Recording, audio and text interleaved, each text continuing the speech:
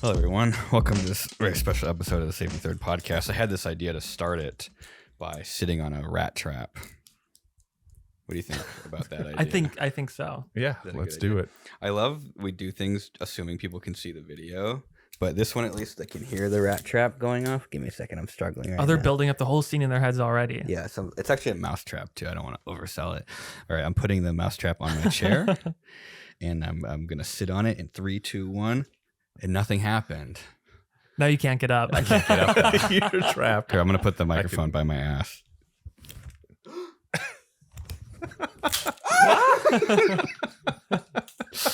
Your ass is so fat. Got my ass ripped off on this episode of the Safety Third podcast. Today's guest is my old boss. I think that's a very funny title. Is that funny? William's old boss. Are you like the boss of him now that he's on the podcast? I think that's how it works. You yeah. could boss me around. I respect you a lot. Questionable judgment, but There's still some trauma going on. Yeah. Yeah, a No, little no. bit. Luke was Yeah. I don't think, were you ever actually my boss? You were kind of my boss for a little bit. supervisor, and then actually your boss on BattleBots. Yeah. But also when I worked back with you guys for like 6 months while I was starting my YouTube channel. Yes, that was probably the most like official Boss mode. But before you were my boss, someone else was my boss, and then I would run to your guys' department and hide from my actual boss. I remember that you had a little bit of a kind of a path through the shop. Yeah. That you'd have to adhere to. Would, like, scurry through. Exactly. But we always liked having you over in our area. Yeah. We had more interesting stuff going on. Oh, so there was like the William containment zone. Like he couldn't leave. The machine shop. Yeah. Okay. Once he passed the water jet line, then people were out looking for him. So we just keep him moving. Can we say the name of the company? Yeah. It was called Applied Minds. Applied Minds. And it was right across from Disney's headquarters in. It was next to the Disney Imagineering buildings. Yeah, like literally like right across the street on Flower Street. Yeah. And I called myself the shop bitch because all the jobs that they didn't want to do in the shop, they would give to me, like 6 hours of grinding little steel plates on a belt sander, Grinding, sanding, a lot of abrasive stuff. Yeah. Shoveling abrasives. Yeah. Oh yeah, cleaning out the water jet. Sand out of the water jet. Yeah. Are you friends with any of your old bosses, Kevin? On Facebook. Really? But, Which yeah, one? Earth Origins grocery store. What about Dunkin' Donuts? Dunkin' Donuts. I still go to that Dunkin' Donuts and she'll give me free donuts. That's awesome. Does she still works there? She still works there. My How many manager. years? 15 years. Whoa. Yeah. She lost weight too. She looks great. She probably like at some point the recipe changed. It was like, no more eating yeah, these she just had donuts. to stop eating them. I would definitely, if I worked at a donut store, I'd get fat. I would eat them. Everybody there was like, yeah, because 15. you know what they do? They just throw the donuts away at the end of the night. So you just sit there and you eat them. Oh, that would be bad. Yeah. That would be very bad. I miss having a job, honestly. I do. I don't, but I do. I feel like people are gonna think that's an insane take. No, I get it. I totally get it. I was thinking about that on the way here, how you've sort of taken this dream that everyone has and realize it in the full potential of miserable job forever. I work every day though. Yeah. That's the only problem. You're never not It's working. nice to have like a clear direction of what you're supposed to be doing. Yes. It's like a little Yeah. like a task, like Among Us. You're like solving tasks. You know, you're like, go into that room over there, and your task is to grind steel plates for 6 hours. And I'm like, sir, yes, sir. And I scurry away I think I got paid like double minimum wage at the time, like $16 an hour, which was pretty good 10 years ago. Oh, Jesus. Yeah, that's You got good. paid that much? Yeah. In the machine shop. Yeah. Okay. I just kept asking for more money though, because I think at some point I don't know. At some point you hit the saturation where you like don't give a shit anymore. I think it would be You think I criminal didn't deserve for us. that? No, I think you did. I think you deserved a lot more. Yes. I mean, the thing that was frustrating is that if you come in and you're sort of pigeonholed as, oh well, that's the person helping these people, Mhm. and we all saw immediately all the other stuff that you were doing, and it was all the side projects that you would come and ask us about. I was like, hey, I'm thinking of making this camera rig that would do this thing. Yeah. And we're all in the group that I was in. We're all like inventors and developers, and have these ideas of like, oh, if I didn't have to do this job, I would be building all this this stuff. And so when you come in with the enthusiasm and the interest to do it, Yeah. it's like, oh, we just want to help him. Let's just do that stuff. The fun thing. Yeah. Because it was like the building was kind of like it was sort of like two halves. There's like the engineering half and then like the machine shop half. And I was always like, I knew I'd get in trouble when I'd see one of the shop guys coming into the engineering side because they were looking for me. Yep. But I definitely wish that, almost I feel like I say this, I'll never do it. And if I did, I'd regret it. But like, even like you have like a part-time job or like a couple days a week, you have some just very straightforward direction where it's like, yeah, I just get to do this thing. And Like door greeter at Walmart. yeah, exactly. Like all you have to do is say hi and you get, do they give you what are the benefits of that job other than money? Food stamps. Food stamps.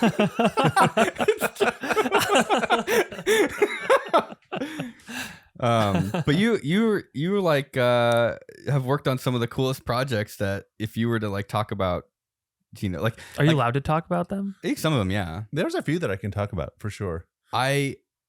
When I worked at Applied Minds, it set my bar for jobs because it was my first job very high. Yeah, I mean, and to be totally honest, me being there, I felt like I was like I'd captured lightning in a bottle, and like I don't want this to go away. I don't want to lose this, because like where else are you going to get this playground and these people, like the group of people that we had there was so amazing. My job after, when I quit because I was asking for, I wanted to do like an internship with the engineering department, but my boss in the machine shop didn't want me to do. Still don't really understand why. So I gave 2 weeks notice. And then he told me not to come in the next week. So I got fired for quitting. And the job after that was, it was horrible. It was horrible. It wasn't horrible, but it was like you're in an office building with no windows, with like the cheapest fluorescent bulbs you can buy, from the Home Depot surplus rack. Like sitting in front of a computer all day. Sitting in front of a computer all day. And the computers were like completely locked down. They didn't want you listening to music or wearing headphones or anything like that. So you were just sitting in this like drab, no coffee. That's a This nightmare. is like, $million dollar military contractor. And it's like they don't have a company coffee machine that you can just get, the engineers can drink coffee. Like if you're hiring engineers, like you probably want to give them as many stimulants as you could legally provide, right? Like yeah. I think that's kind of a known quantity as the driver for the Industrial Revolution is coffee. Drugs. Yeah. Like how long do you think it would take to build a moon base with engineers on nothing versus engineers on like methamphetamine? I think we know. Like, literally 2 weeks versus 20 years. I think that's my bet.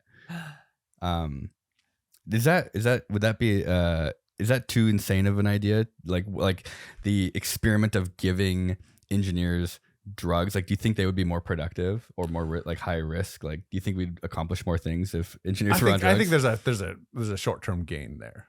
Yeah. And then there's the long destructive tail.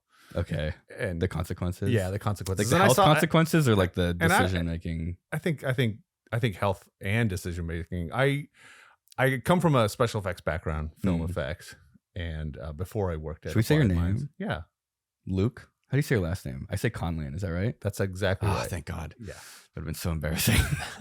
It's weird. It's spelled really weird. Although it seems unusual that you would introduce me, because I think we don't do that. You don't normally. Yeah. I have to look people up. You watch. Like, you're I don't watch. I listen. But, okay. But on occasion, like, and I have SEO. no idea who that You're was. like flooding the Google SEO system with searches for them. Like it's great that we. It's all part of the plan. Yes. Yeah. The master plan. But no. But I work in entertainment, which is definitely a field where people are trying to perform super quickly, and probably the quickest almost, and have seen the detriments of that. And I think there are a lot of people that I worked with who were pretty happy to use whatever stimulants they could to get through these impossible schedules. What are the go-tos? Which one works the best? The medicine cabinet in the shop. Legal stuff or illegal stuff? I think it was probably mostly illegal. Okay, I was pretty naive at the time. So yeah. I haven't even seen a lot of drugs, honestly. I've never even seen like cocaine. I don't know that I knew if I saw it that I knew what it was. It was just like a mysterious powder. Or mostly it was just like mysterious behavior. Kevin, do you know what cocaine looks like? I know what it looks like, but I haven't seen it. It's white powder. Ambiguous white powder. I think that's what all drugs kind of look like, though. Ambiguous white powder. At some point, right? I think Before they're pressed into. A lot of poisons look like ambiguous white powders too. So does sugars. Yeah. That's how you make money. You cut it down. Or so. Yeah. We've heard. Because we did like when we worked on Mr. Beast's Squid Game video, that was the most insane thing I've ever done in my entire life, because it was 3 weeks of pushing everything, including like American manufacturing systems, to their like absolute limit. Like, you're basically finding people that were willing to, like, I don't want to say do drugs, because nobody was doing drugs that I know of, and if they were, I wouldn't tell you publicly. I would tell you privately. We'll talk. It was like, it was insanity. It was like, this isn't going to work. How the hell, like, how does anybody do this? And Hollywood 100% works like that. Of like, oh, here's this thing. Actually, we changed our mind. You have 2 weeks to figure it out. And you're like, what? This is like a 4-week project. We can't do this. Yeah, I think that's true. And I think they throw their weight around too. It's like, you know, we worked adjacent to Disney. And so even at Applied Minds, if we went looking for something and people saw the address, they knew that it was kind of tied closely with sort of all of the might of Disney behind it. Yeah. And so we would have people bend over backwards to meet schedules that were just like this perceived, like, oh, there's this juggernaut behind them. Yeah. And if you want them to be happy, you gotta deliver. You gotta deliver fast. You don't really get that with YouTube, though. Not unless, I guess it's with anything. It's unless they know you, and then they're willing. Like, if they know you and it's YouTube, I feel like that they're willing to bend over more. Mr. Beast. They're willing to like help you more. Yeah. Than probably film, because it's more like a personal thing. Yeah, I think there's that, and I think the personal thing is a big part of it, because especially now, I think people are a little jaded about the film business, and the film companies don't actually want to be known that they're behind it, because people will jack up the prices too. But 99% of the time, the company has no idea who you are, and they won't even engage with you. If you're like, reach out to a big company that makes lasers, and you're like, as a YouTuber, and you're like, hi, I'm doing this video and I'm doing a laser, like, I'm inquiring about one of your lenses, like. Yeah. Something like this, and no response even, unless they know you. And then there's like this one guy in the company who's like, "Oh yeah, my son loves that guy," and then that gets the ball rolling. That's the power of a brand, though. Like, that's just when people recognize the name, you can do anything. Yeah. If they don't, you're sort of screwed. Like, even last night, we were on TikTok. We were like on live streams, just trying to get people to say the word frog. Okay. And I'm just using my TikTok account, like my public TikTok account, and nobody had any idea. No, it's just like they don't know. It's just like this weirdo trying to get them to say frog, and they think it's probably a pervert. I mean, I'm not saying that it's not, right? But it worked really well on like the accounts, the live stream accounts that were like selling stuff. They're just like hawking supplements and things. It's so crazy. It's all the same supplement too. Yeah, like weird. I bet it's like one warehouse, like full of like in that company, like lion's mane mushrums. Like no collagen. Yeah, collagen. And then 7 one was different like types of collagen. Sea moss. Sea moss. Like SEA, like ocean moss. Is this all part of like the aesthetic beauty skincare regime? It was stuff? A dude selling. There was a dude selling like weird like vaginal supplements as well. It was like, what is this? It was bizarre. It was almost like I don't know, Black Mirrors. Like, you kind of just imagine this, like people like the MLM like selling weird things, but you're just spending your free time with your cell phone talking, like saying the same thing you're like over and over 40 again. viewers just repeating the same but thing. They're bots 100%, right? The viewers. Oh, I don't know. Oh, that's strange. Maybe. Because like that's why they would respond. That we could really easily get them to say frog, because I think it was the first time in a while that somebody had typed in their chat. Yeah. And it was like, are you actual like really live? Like, say frog if you're live, and they would stop talking for like seconds. It's like they're having a stroke trying to like figure out what they're trying to parse, and then it would be like, what that means. Frog. Well, I think it's like that a pause, Turing test or something. Yeah. I think that pause was like the input prompt to like the model waiting for a return. Their brain had been reading the same like nutrition information label for like 6 hours straight. Right. So interrupting it with anything different caused like a whole like it's such a weird world. I feel completely out of place. Dude, one of the guys sounded like super drunk. It actually made me kind of sad, but people were just like reading the same script over and over again. And I don't think it was like a corporate thing. I think it's just like some MLM thing, or like someone just sends them product and then gives them commission when they can sell things, like, is weird, really weird. Like, that's it. Like street. I wonder how much money. If you guys know how much money those people make on TikTok doing the live streams, just like, I mean, probably not a lot, right? It can't be unless you run like a giant studio where you do that. Yeah. But otherwise, it's all like supplements. Who goes on TikTok and buys supplements? CMOS or like ends up buying a massage chair from a live stream. Yeah, right. That is like no way. The CMOS one. The guy I asked, he was, what did he? I can't even remember, but I told him, I was like, he's like, how was your day today? And because I just left a comment, he can't tell, and I'm like, oh, I did really bad on my math test, and so now he's like, you know, the implication is he's like trying to sell supplements to a child, and. They didn't let me go out for recess. I had to stay. And then he just starts like, he just pauses and doesn't know what to do. He's like, do I keep doing? He's like, well, maybe I think CMOS could probably help you. Oh, no. He wouldn't let me go out for recess. And then he goes back into a script of like, it's got minerals. It's got all the minerals you need and this and that. Maybe I don't want a normal job. Maybe YouTube's pretty good. Yeah, that sounds like the advice that I got. Do you think you can get a frog right now? From who? Any of us? Yeah. No, on TikTok. You want to try it? Yeah. Frog. I don't know how interesting it would be right now. No, I just remember somebody telling me like, we'll do that as an extra. Okay. Don't ever do a job where you only make as much money as the time you yourself put into it. Yeah. Yeah. And you're just gonna be doing it till the day you die. Exactly. Like it's gotta have some legacy of its own. So what movies? I actually don't know if I know what shows or movies you've worked on doing special effects, because you do like it was like animatronics and creature creation would be like the cool. specifics. And I worked starting in like really, really low budget movies in the 90s. So early 90s. A movie I'm super proud of because it was my very first job and screen credit is Nudist Calling the Dead by Mark Pirro, which was a follow-up. No, you wouldn't. And it was a follow-up movie to A Polish Vampire in Burbank, which was like a crazy success story for this filmmaker. Yeah. And then he went on to try to continue that. But it was one of those things where working, living with friends who are also interested in working in the film business, looking at the trade magazines and basically offering to work for free for anything that was shooting around. Can you still watch any of those? Do you have like copies, or are they online anywhere? You could find a lot more now. For a while, there's like a dead zone where you could not find it. Oh, it's just straight up on YouTube. There's a trailer. Oh, there it is. Yep. 1991. Did you do any of this? Yeah, what did you do? I was involved in the makeup effects in this were done by somebody else, but I was like just wanted to be on any part of this of the production that could be. Oh, there I am. Which one? One of the naked backs. How old are you?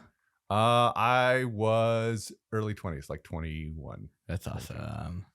How did you? So are you like the one on the right, bottom right? Are you the one with the bald spot on the top? No, not bald. That's George Costanza. Right. But yeah, so we were feasting on human flesh. Right what was it actually? Human flesh. It was low budget. You had to just use the real stuff. That's all we had. It was a PA. It's just really funny too, because it just sort of looks like kind of like a YouTube student film, but that's because the tech today is so much more advanced that like I can only imagine the monumental effort that went into this. It was a little ridiculous how much work went into making something like this, and it was shot on Super 8 film, and that was part of the trademark. Mark Pirro shot his movies on Super 8, and then continued to do that. Because he'd had so much success with his first movie. So stuck to the one thing that he thought was the reason it did well. Yeah, but we shot in Topanga and climbed trees to put cameras up in the trees to get high angle shots and just did crazy stuff. And it was a lot of fun. But it was one of those things that was like, all through high school and making student films and setting off squibs and stuff with friends. I was like, I'm in Hollywood now. And like, it's exactly the same. Nothing's changed. It's ridiculous. But it was a lot of people all working together towards one thing. And so this was like, it was like, oh yeah, makeup effects is pretty cool. I want to do more. So that's like a lot of what you helped with here. I tried to help with the makeup effects, but I was hired just as part of the crew. Okay, so I was kind of doing whatever job I could. How does a movie like this, like where does it go? Like when it gets made, like what happens to it? At this time, it sold it's sold like direct to video international market. So you have to like hawk the movie, like they take it around and sell it. And at the time, it was they sold it all on VHS. So they're just like making they like a stack, like a U-Haul full of VHS tapes that they. Yeah, and it goes to rental houses. Try to like you like sit down. Yeah, no, I mean like you know, sadly, I'm old enough to remember when there were lots and lots of rental houses around, but you would find, you know, the big name horror movie, and there'll be like 4 or 5 clones sitting on the shelf next to it, and that's the market that these filmmakers like the accidental for. Like you grab the wrong one, or people who you grab the wrong one, but you know, Roger Corman and Concord New Horizon Film have been doing that already for a long time. What's the most recognizable name of a movie that you think you've worked on? Starship Troopers is probably. What'd you do? That's awesome. I did the so that by then I was doing full on animatronic builds, and we did the Warrior Beetle, in the fight sequences with the Space Marines. Okay, were full scale hydraulic puppet that could actually lift people up and throw them around. Whoa. And so I worked on attack claws and other aspects. Just like little parts of it. Like I would say segments of the creature, and like that. Those are the Warrior Beetles. And then when they actually interact with a human, when they pick them up or cut them in half, like the Jurassic Park, kind of like everyone's familiar with the CG versus animatronic. Exactly. So this is all the CG stuff that was headed up by Phil Tippett, and you know, really pretty groundbreaking at the time. It looks great, honestly. It looks really good, and having, you know, a hard shell carapace is a good thing for CG, right? At the time, fur and hair wasn't quite as good as it is now. Right. Now it's unbelievable, but it was still a little difficult to really put people and creatures together closely. And did you get to do the shower scene of this movie? That's why they hired me originally. But then I was like, but I can also build these creatures. I would rather build the creatures. You might also know me from Nude Male Extra and Newest Colony of the Dead. Colony of the Dead, yeah, exactly. So Nude Male Extra number 4. And then I worked for the same company. I worked on Alien Resurrection, which is the 4th installment in the Alien movies, and built the chest burster for that movie, and some of the alien swims underwater in that one, so we tried to make a waterproof radio control mask that the actor could swim with, and the alien queen comes back in that movie as well and gives birth to a baby. And I worked on a lot of those like sequences. Puppets and big hydraulic puppets. So that was like the heyday of the big puppets. What was your job specifically? Was it like a little bit of everything, the mechanics, animatronic designer? Okay. So both on computer and on paper, drawing and fabricating the mechanisms, and then machining them and building them and puppeteering them on set. See, that's kind of like when I was a kid, that would have been like a dream job, but kind of thinking about it now and knowing a little bit more of how everything works, I think might be a nightmare job, because it's like your dream job, but also maybe it's a little bit miserable. I think in the same way that if you're an artist and you do commercial art, it's both your dream job and occasionally a little bit of a nightmare, because you're like, I'm doing my best to make this really good. Why do you want to make it worse? Right.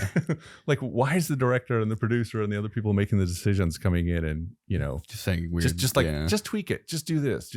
And I think, you know, everyone wants to have a hand in the, like, can you make the hydraulic actuator move 10 times faster? And you're like, well, the Alien Queen, I told the story before, and I really, it really meant a lot to me to build a big hydraulic creature that was fiberglass and steel and powerful was a big change, because up till then I did a lot of smaller radio control puppets and masks and things that are kind of delicate. And that creature would whip around, and it was so dangerous at full tilt. Yeah. That that this big skull piece, this like skull carapace that goes back, has these 3 spines on the back. Yeah. And they're bringing something called the super techno crane over the top to do this like flyover shot, and the head's whipping around, and it's got a festooned line of cables for all the cameras and the control system, and the head engages the crane and rips all of the cables out of the techno crane. Oh my god. And so normally if a puppet that I've built interacts with a set, the puppet gets damaged. In this case, we destroy the camera equipment. This camera equipment. And it kind of felt good. Is this it?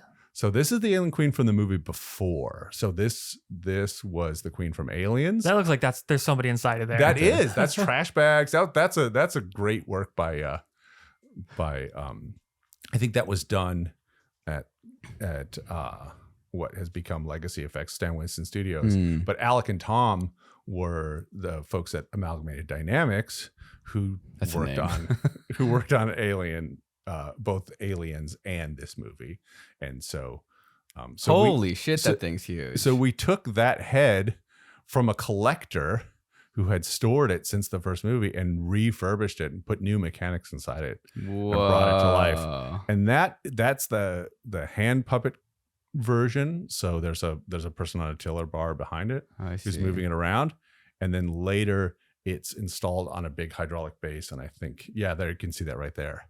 That's all big hydraulic cylinders, and that thing they're moving fast. It was fast and powerful and dangerous, and so that was a lot of fun. That was really that was pushing, special effects puppetry into sort of this industrial dangerous realm, and that was a blast. I feel like none of this stuff happens anymore.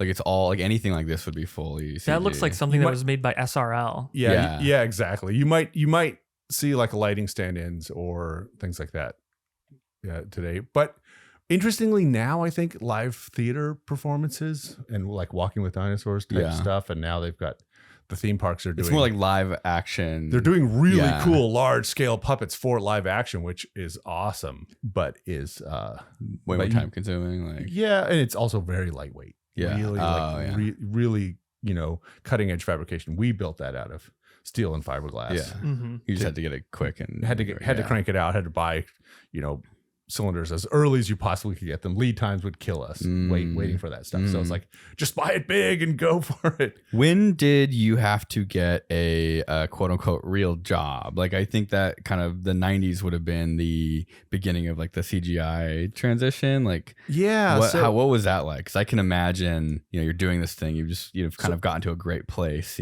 So it was all part of this this trajectory of acquiring tools and skills. Yeah. Like a lot of advice that people give, and I often give it, which is, think of a project, something you want to make, something you want to do, and then acquire the tools and the skills you need to get there. Yeah. I kind of went the other way around. I was like, oh, what is that? I want to learn how to use that. I want to see what I can make with that. So I learned how to weld pretty early. I wanted to fabricate stuff. I wanted to design stuff. I saw a 3D model on a computer, and that was pretty new. Yeah. And I was like, that's how my brain works. That's what I want to do. Yeah. So, I started in effects drawing on paper. We made our drawings, you just drafted them on paper and then machined parts, and then sort of got caught up in the digital design world. And that really expanded what we could do, because we could figure out a lot of movement and stuff, and we didn't have to build as many mock-ups, and the computer models allowed stuff to be a little more realized. Did functionally beforehand, right? Did work just kind of disappear in special effects? No, I'm slowly getting to the point that we were acquiring all these skills, acquiring this knowledge, and the movies got bigger and the puppets got bigger, and then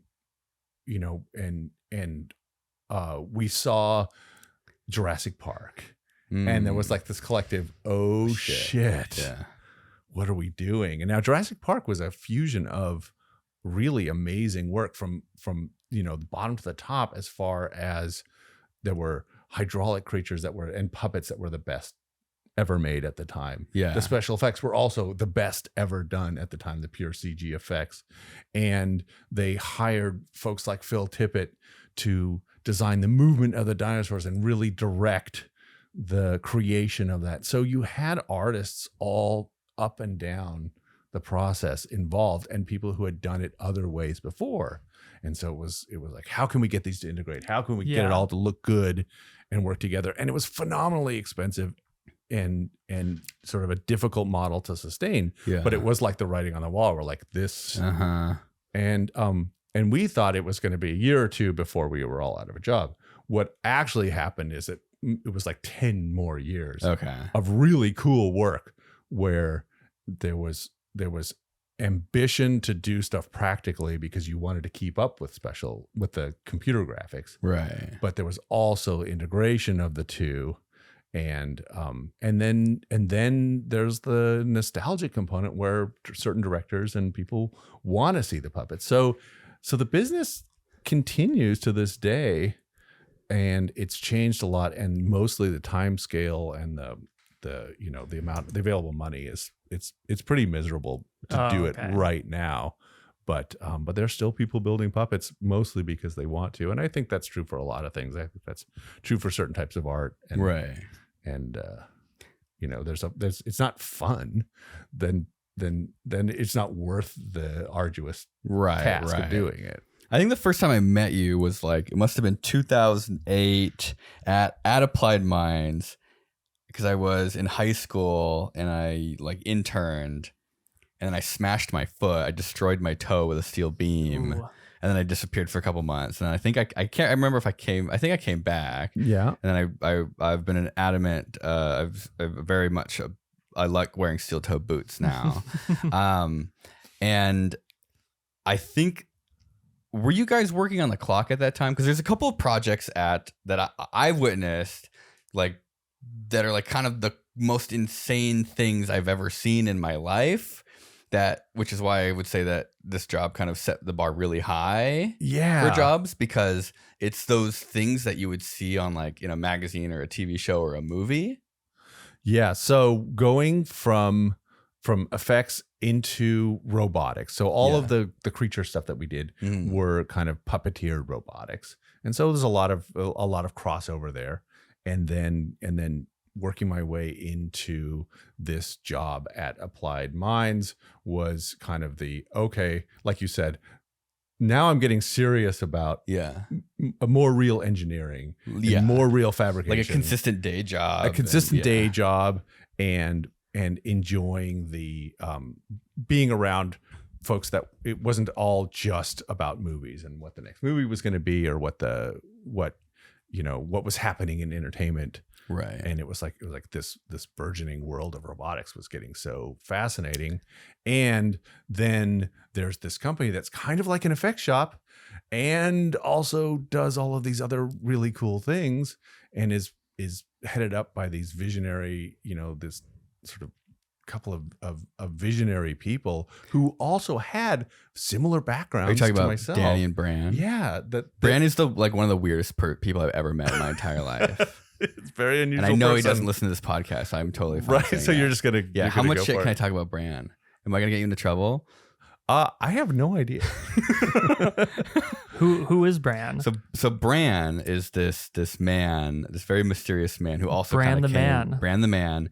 I think his family had money. Okay. And he did some special effects in his. He did. He worked on Altered States. Like 20 years before you, probably. Yeah. Right? Yeah.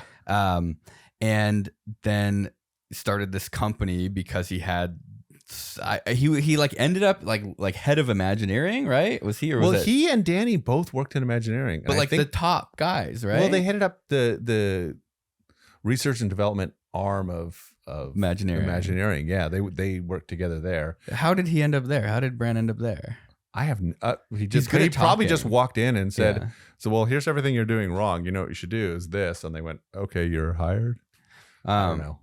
I honestly don't know. I don't actually know. Yeah. But I do know that he and Danny decided like, well, we're doing all this stuff just for Disney. We could do a lot of this stuff for a lot of other clients. And so they kind of just opened up this workshop that did everything. I saw that man eat an entire bowl of blue cheese dressing at Black Angus. That's not even a lie. This isn't defamation. I can't. Have you ever seen? I can't comment on that. Can't refute that. Have you ever seen the owner of a company where we eat an entire bowl of blue cheese dressing? How big is the bowl? I mean, it was way bigger than it should have been. It's like exactly. It's like to share. It's like a dip to share. Yeah, I would say it was probably more than sharing dip. Like I remember very explicitly. This is like. Wait, did he order like a bowl of blue cheese and eat it like it's soup? I will give you the exact details because this story is more absurd than it should be. It's when you at least with a baby right now, we make this joke of like core memory unlocked. Okay, that was me. I had a core memory unlocked, and I will never forget this. So this guy, like the big boss of this company that I was working at, making at that point probably like $8 an hour, $10 an hour. We like go to lunch, like a small company lunch. Like it was just, I don't remember what it was for, some project or something. And he asked for steamed broccoli and a side of blue cheese. And he specifically says to the waitress that it's when you think it's too much blue cheese, keep going. That sounds exactly like something he would say. And she shows up with this just gargantuan bowl of blue cheese, and I don't mean like 5 gallons, because I think even like a coffee mug full of blue cheese is gargantuan. Yeah, but it's like the large side salad bowl. Yeah, it was like a lot of blue cheese, and it proceeds to just like completely waterboard the broccoli, each piece of broccoli, and then I almost want to like exaggerate and say that he like sucked the blue cheese off and then dunked it again. He didn't. I don't think he did that. He double dipped? I think that would have been a second like core memory unlocked. And it was steamed broccoli though. It was steamed broccoli, yeah. So it was healthy, and then the blue cheese added the flavor, and because it was steamed broccoli, it was completely healthy the whole time. Oh. That's my favorite brand story. Wow. I have other brand stories. Everyone who's worked with brand has brand stories. Okay, Kevin, imagine this. There's like this guy, he kind of looks like a hobo, and he walks around the office in a trench coat. No, I think I'm gonna edit that right now. No trench coat or no hobo? No, it's a photography vest. Is that what it is? Yeah, like an Indiana Jones vest. No, with pockets all the way down. Tactical trench coat. Okay, like a tactical vest. It was like it went below his waist though, right? I remember it being really long. Only in winter, maybe. Yeah. But it had long. It was like my shorts length because it had long flaps on the bottom. Okay. Yeah. But he would wear the same color pants too. Yeah. So it would kind of like look like. No, it's more like that one in the middle, the Humvee by Campco. Yeah, but it had sleeves. It was like that, but longer with sleeves, I think. And he had a huge beard. He looked kind of like Santa Claus. Big bushy beard. Yeah, like tactical Santa Claus, sort of. Wow. And I remember there was like 2 things. One, there was canned like Dole pineapple juice in the storage cabinet, and apparently that was like his favorite drink, and like they got that for him. Yeah, no one touched that. I touched it, and I remember one time I was drinking one, and he was like staring at me, and I was like, "Oh shit, should I not be drinking?" Was that your last day? No. Okay. But I think they disappeared out of that storage cabinet afterwards. Wait, is it like the pineapple concentrate like you use for baking? It's like the cocktail ones. They're like, it's like a can of soda but like tall. It's almost like a Red Bull, but they're like the cans they're like thick and you can like kill somebody. Yeah, the non-compressed. I've never seen those. They're thick enough walled because you couldn't step on them. Yeah, there's no pressure inside, so they have to be strong enough to stack. I've never seen those before. Probably would not. What do you mean you haven't? You totally have. I've never. No. You've never seen the little steel juice cans? Yeah, maybe. Like, are they short ones? They're like this tall. They're like a Red Bull can. But it's pineapple juice. Them, yeah. It's like 9 ounces of pineapple juice. This is super important. We really need to. Just like Dole pineapple juice can. No, I don't think so. How have you not seen it? Because I don't drink Dole pineapple juice. I love those. Drink.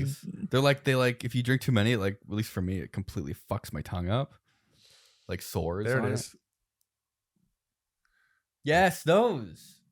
That was like apparently. Dude, I always thought that was for baking or something. No, it's for. I'm pretty sure my mom would just buy those for baking. Oh, that sounds right. Yeah, like never for drinking. I remember having to like get the can openers, like puncture. Yeah, the big ones. Yeah, puncture around they it. They have like the tiny one that's got a. Oh, okay. It's got a pull top on it. Yeah, for drinking a refreshing drink. For getting fired because you're drinking your boss's pineapple juice.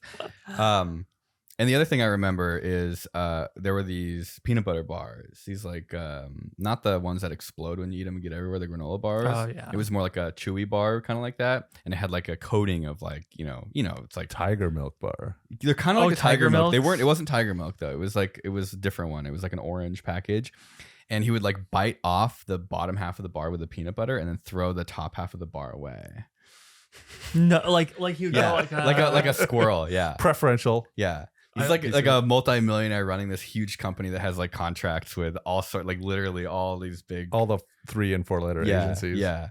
He only likes veiny parts. Just eating. I mean, honestly though, dude, all props to him for doing what he wants. Like, don't he's got it. Dude. The man knows what he wants. He's an iconoclast. Yeah. And he has probably got fuck you money, and his version of fuck you is eating a bowl full of blue cheese Black Angus in front of all his employees to assert dominance. Well, don't fight a guy who's willing to get naked, and don't argue with your boss who's willing to eat an entire bowl of blue cheese in front of him. Don't fight with the guy who only eats the veiny side off of Snickers. Yes. Do you have any brand stories you want to share while still working in the proximity of that guy? Right. So he's really smart, and I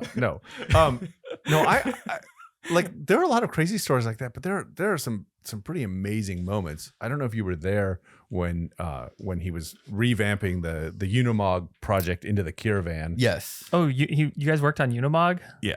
That's cool. And Unimog. It's a foundation exploration. It's basically like a showpiece. Yes. Like a rich people who don't actually drive. No, I mean, I know what they are. It's the but this particular one is like go do science anywhere in the world Unimog. Oh, it was like built out as like a custom. Okay. Completely custom built out. And then he was turning it into the caravan, which is the next version of that, a much even larger and more complicated. And he drew an entire system schematic on a like 30-foot by 8-foot whiteboard. Wow. In one evening with dry erase markers, and we walked in the next day, and it was completely laid out all in one go. So the man can hold an image in his head. Would you say amazing that the caravan was a good vehicle? It was a big vehicle. So it was like an expedition vehicle for research? Ostensibly for research. Yeah. It was basically put every camera, FLIR system, tethered drone that could hold station above it. All right, Kevin, masts. You're 4 years old. Also, you love Tonka, and your dad writes you a check for $10 million. Well, but beyond that, it's like we got an excavator, machine guns, excavator has a detachable up front, excavator, bulldozer in back, giant mine digger turbine arm jet engines off to the side to go power takeoff. It has a tank. It has a platform that lowers a diesel all-terrain expedition motorcycle off the back. Diesel motorcycle in case you need to go do reconnaissance down a small trail. Where's the surface to air missile launcher on it? Classified. I remember there's like that was such an interesting project, because like the whole thing's really cool until me, the shop bitch, is like underneath it with what angle grinders are. Oh yeah. They make a big angle grinder? Oh yeah. Do you know how heavy the 8.5-inch blade or something? Yeah. I sat under that. No, I laid underneath that damn Unimog trailer thing that it was attached to for like an entire day, trying to grind down the like 1/2-inch steel like subframe that had been, because it got cut off something else. And I was just sitting there holding this felt like 40-pound angle grinder. Yeah, you have to fight it the whole time too. Yes. Gravity is pulling you down, and you have to shove it into I was yoked. I was like, my arms were finally even. My left arm was finally as strong as my right arm. And all I can think about when I look at sort of the outcome of that project is how much suffering I did for nothing for this thing that it's just kind of like does somebody use it? Was it commissioned for somebody? No. It's essentially a showpiece. Yeah. For the company at this point. Yeah, for sure. It's very cool. It's really neat. It's impressive looking, and it's fairly impractical. It's probably all outdated now too, right? Like a lot of this. Yes. Yeah, except it's constantly evolving. It's still it's still a thing. Yeah, it's going. Because you see a motorhome that's like 5 years old, and you're like, yes, it's like that. Except you keep dumping money into it. Except build that motorhome. We're like 10 years old with everything that was when you look under the skin of a motorhome, you realize that it's basically just paper. Yeah. Which is this one. You peel the skin away, it's just stainless steel. Yeah. It's just hiding at the very center of it is 1 mile per gallon. It's a little goblin called 1 gallon per mile. There it is. That's it. Yeah, that's the Unimog, and that's why before are there the caravan. so many cameras on it? Dude, those I'm are telling masks. you, 4 years with a $10 serious? million They all extend up? Yes. So And that's the motorcycle down there. That's the motorcycle. Dude, this looks like a trucker that won the lottery and just started putting chrome shit on his truck. Yeah. Bought everything they had at Buc-ee's. But it's and all that stuff that looks chrome is polished steel, and the folks who have to polish that steel. Do you see the aluminum gas tank? Yeah. You know why that's shiny? Wait, the one underneath. The one under the cap. That's shiny because of me.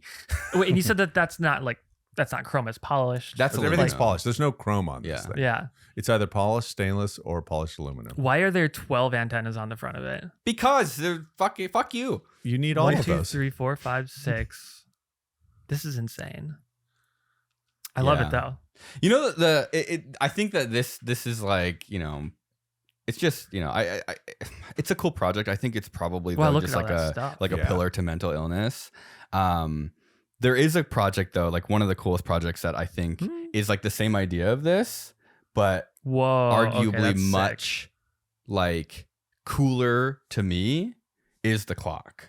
Yeah. Like the clock and this are kind of similar projects where it's like it's a wealthy person's sort of like ambition. Like they have this idea, they want to see it through. Because like to me, ideas are like everyone has an idea, but there's something about like making your idea come to life that's exciting and fun.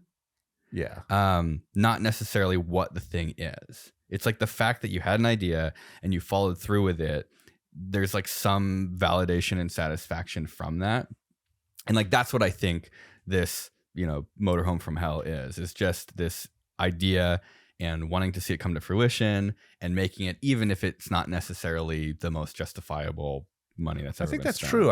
I think having the drive to push something to completion like that. Yeah. And I think it's demonstrates both to the, in this case with the caravan to brand sort of what he's capable and what the company's capable and to be able to like integrate all of that in the end and have a real thing. Yeah. I mean, I think it's taking that dream, that drawing you did in the margin and realizing it. Right. The other project, the other sort of big, audacious, bizarre project that I spent a lot of time, 2 decades working on. You live like double-digit percentage of your life. Right. Is the 10,000 year clock. Can you? What are the sort of like the hierarchy of things you can say about it? Because there is like a very one sentence, very interesting way of describing it. I don't know if you're supposed to describe it as that. Can you describe it as that? Well, I mean I can describe it that it's an ego piece. For who though? Well, originally for Danny Hillis, he conceived of this project. And started, was one of the founders of the Long Now Foundation, which Danny Hillis, actually, I didn't really know what his history was, but he like has a actual like deep rooted history in computer science. Who is this? One of the company owners. Okay. Like, Danny Hillis is my boss. Yeah, your boss. My current boss. And he's a polymath and computer scientist, and some would argue the one of the people who like developed the early supercomputers, the idea of the RAID array, lots and lots of things, like super early, like core computer architecture that we continue to use to this day. And is also interested in lots of things. He's a mechanical designer and super fascinated by timepieces, and really wanted to leave a lasting mark on the earth. And I think this was the 10,000 year clock project is like an embodiment of this idea of like, what if we really changed the way we thought about time and turned a Can I say that? Yeah, Jeff go ahead. Bezos is burying it in a mountain. Yes, that's known. Okay. No, what's not known? Wait, no, you can't say that. The not known knowns. So it's like, it's all mechanical. It is a purely mechanical. How old is an old car? I was just gonna 20 years. How can you keep anything running for? How many 30-year-old cars have you seen that don't have somebody who's very passionate about them? It's exponential decay. How many 50-year-old cars do you see that have sat in a garage and then worked when you turn the key for the first time in 50 years? If you can just make one mechanism work for 10,000 years, I'd be impressed. Now, and a clock is 10,000 mechanisms working for 10,000 years. Right. It's so ambitious. It's like, what is that? 10 years for a car? So that's 1 order of magnitude. 2 orders of magnitude, 3 orders of magnitude longer lifespan than a car. Yeah, I mean, one of the stories that's described is why 10,000 years? What makes that date significant? Yeah, and it's a nice round number. It kind of coincides with recorded human history. Yeah, and so what if things didn't just happen to last? Like things that have been around for 10,000 years are things that are extremely durable. Volcanoes. Yeah, volcanoes. No, but the funny thing is that 10,000 years on a geological timescale is a blip. It's almost nothing. But from a mechanical manufactured object point of view, it's a very, very long time. I feel like we got to do justice to the scale of the clock, though. Like, I think if you've never heard of this, which you probably haven't, which to me is so weird. It's such a bizarre project. Like, I think I've seen it a couple times on Reddit. It is relatively enormous. Yeah, it occupies a room. Enormous. Well, just the clock. Yeah. But the entire mechanism, the weight system, the energy capture system, the chime system, it's housed in a 12-foot diameter, 500 vertical foot tube in the ground. Like this is like when they say computers used to be the size of a room. Like, this clock is a computer that's the size or bigger than the size of a room. Like, it's enormous. Yeah.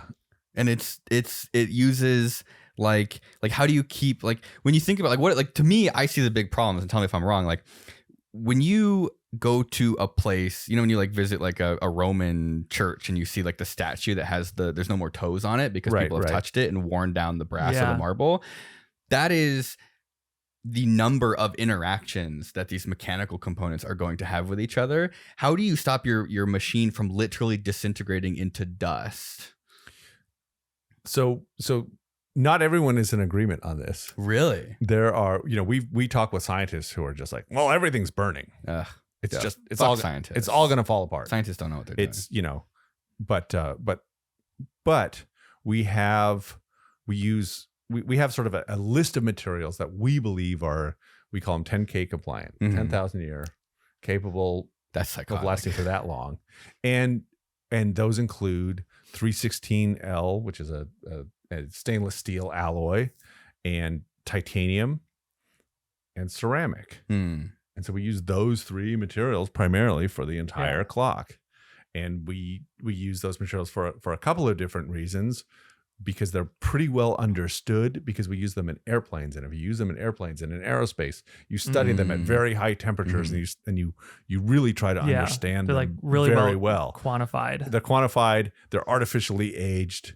They've been around long enough that we can extrapolate the lifespan of these objects, like somewhat reliably. Exactly. So we're just now sort of in that world of material science and metallurgy where we believe we can make an informed decision about something like this. The other thing is that we make everything run really, really slowly. Yeah. And so you mentioned like the number of interactions.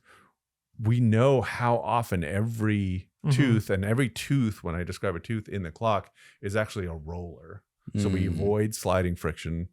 Oh, okay. So we're not just grinding it all into dust. Yeah, eventually. It's like ceramic bearings. It's ceramic bearings, and it's dissimilar materials rolling against each other.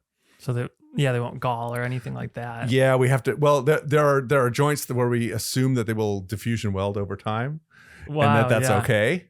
And then we use materials against each other that have different crystalline structures so that they resist alloying together.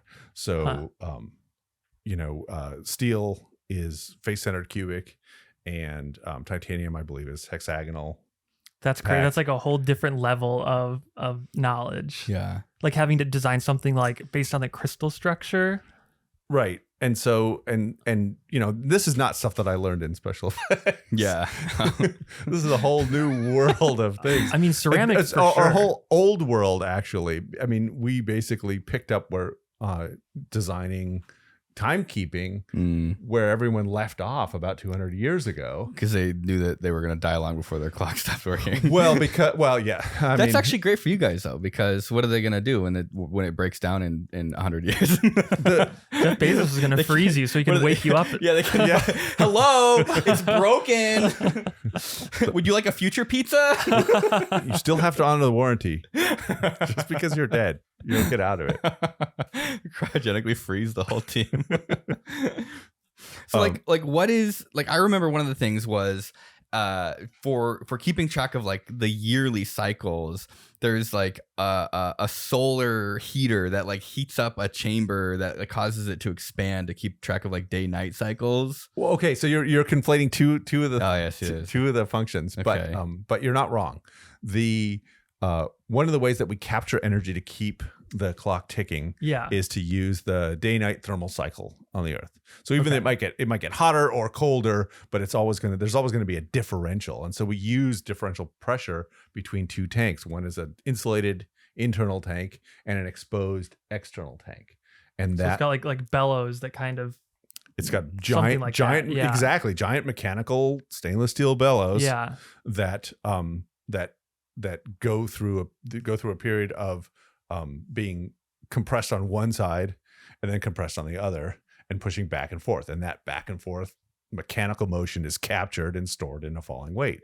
And that's what keeps it going. How much can the bellows compress before you start having metal problems? Is it like almost like minuscule? Like, so the bellows work within I don't know, maybe 10 or 20% of their total collapsible volume, but we also built the bellows and ran them to failure, so we know how many days they can run. Okay, that's quantifiable. That's one of the empirical tests that we did. Because it's 10,000 times 365. Like that's totally achievable. Yeah, exactly. Because like when you bend a paper clip, you're like work hardening it, and so even when you're moving the stainless, like depending on how much you're moving it, like you are shifting the crystals around. Also, just like a long enough piece of steel is going to expand. Like I think like 100 feet of, like, say, rail line expands like 3 inches or something like that. Oh yeah, when it heats up. Yeah. Just like day-to-day temperatures. So some of the elements of the clock will go through that. The other thing, and the reason for putting this all in a hole inside a mountain,